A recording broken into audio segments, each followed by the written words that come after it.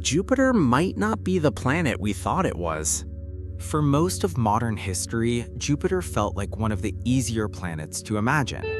Jupiter was the giant of the solar system, a swollen world made mostly of hydrogen and helium, no solid ground, thick clouds above, denser gas below, and somewhere deep inside, perhaps a compact core hidden under impossible pressure.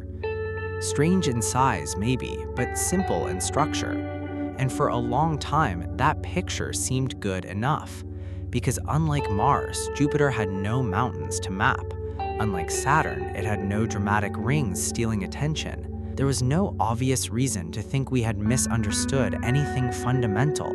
But the longer we looked, the harder that picture became to defend. The first problem appears when you ask a surprisingly simple question. Where does Jupiter actually begin? That sounds trivial until you try answering it. On Earth, the answer is easy. The atmosphere ends, the surface begins. Even on Mars or Venus, despite thick atmospheres, there is still a place you could point to and say, this is the planet.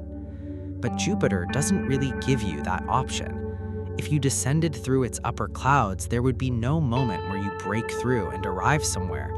The atmosphere simply becomes denser and denser. Gas becomes compressed. Pressure rises, temperature rises. The distinction between sky and planet slowly disappears, and eventually something happens that doesn't happen naturally anywhere on Earth. The hydrogen begins to behave differently. Normally, we think of hydrogen as the lightest gas in existence, invisible, diffuse, harmless. But Jupiter contains so much mass pressing downward that hydrogen stops behaving like a gas altogether. Not quite a normal liquid, not quite a metal, something in between, metallic hydrogen. Which sounds impossible at first because metals are supposed to be solid, hydrogen is supposed to be gas. But inside Jupiter, the distinction starts breaking, and suddenly the giant gas ball doesn't sound so gaseous anymore. Because if enormous regions of Jupiter behave less like atmosphere and more like an electrically conducting ocean, then what exactly are we looking at when we look at Jupiter? Clouds? An atmosphere? Or only the thin, visible skin covering something far stranger? And this is where things became uncomfortable. For decades, one of the standard ideas was that beneath all this pressure sat a relatively clear structure. When Juno entered orbit around Jupiter, one of its jobs seemed straightforward: measure gravity more precisely and reveal the internal structure. Instead, Jupiter became harder to explain. Juno's measurements suggested something unexpected. The core, which we imagined as a compact object sitting neatly in the center, might not really exist in that form at all, or at least not anymore. Instead of finding a sharp boundary between core and surrounding layers, the data pointed towards something blurrier, a diluted interior, heavy material mixed upward into regions where our simple models didn't expect it, almost as if Jupiter's inside had been stirred. That creates an uncomfortable possibility. What if Jupiter never had a normal core? Or what if something happened to it? One idea suggests that early in the solar system's history, another massive young world collided with Jupiter and disrupted its interior, leaving behind a planet whose deepest layers never fully settled again. Imagine that for a moment. Not a calm giant slowly forming in isolation, but a world carrying scars hidden beneath tens of thousands of kilometers of atmosphere. And strangely enough, that isn't even the weirdest part. Because if Jupiter's interior is this chaotic, its magnetic field should reflect that. Earth's magnetic field already looks complicated enough. It shifts, it drifts, it wanders over time. Jupiter's magnetic field is enormous, around 20,000 times stronger than Earth's. That part alone isn't surprising. The surprising part is how uneven it is. For years, many models assumed Jupiter's surface and magnetic field would be relatively smooth and structured, generated by deep-sea metallic hydrogen oceans. But Juno revealed something else. Instead of a smooth pattern, parts of Jupiter's surface appear strangely dense.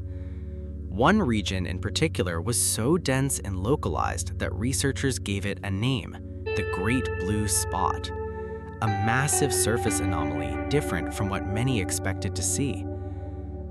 This raises an unsettling question. If the field is forming deep within the planet, why does it appear so asymmetrical? What exactly is moving there? Because if Jupiter's internal structure is more active and more irregular than we imagined, perhaps the clouds themselves aren't the whole story. Those colorful bands traversing Jupiter aren't just near the surface.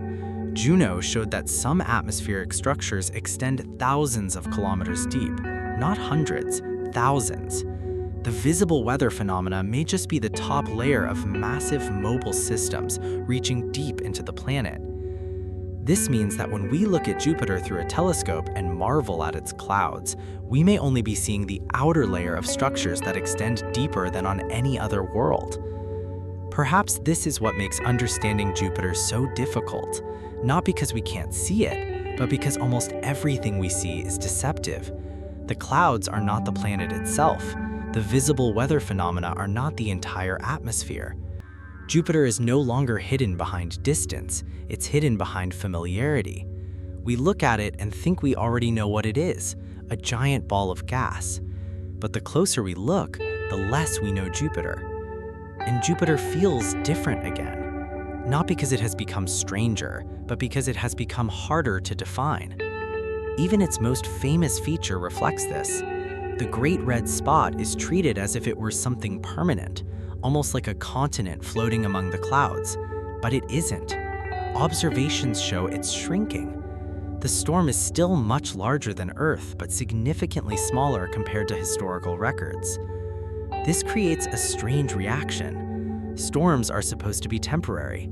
This storm lasted for centuries. And now, even this giant might not last forever. The world we imagine stable, Jupiter, is constantly changing. Its internal structure might not be as layered as we thought. Its surface and magnetic fields might not behave as we expected. Its atmosphere might extend deeper than we imagined. And perhaps the strangest thing is that none of this means our old picture is entirely wrong. It means it's incomplete. Jupiter is still mostly made of hydrogen. It's still the largest planet in our solar system. But at some point we noticed something unsettling. We called it a gas giant because that was the closest we got, not because it actually behaved that way. And perhaps this happens more often than we realize. Maybe the universe rarely lies to us. Maybe it just lets us believe that our initial description is sufficient. And perhaps that's why Jupiter feels different now than it used to, not because the planet changed while we watched, but because the closer we looked, the less our simple picture contained. In conclusion, Jupiter hasn't ceased to be a planet. We've just realized that we never really understood what kind of planet it actually was.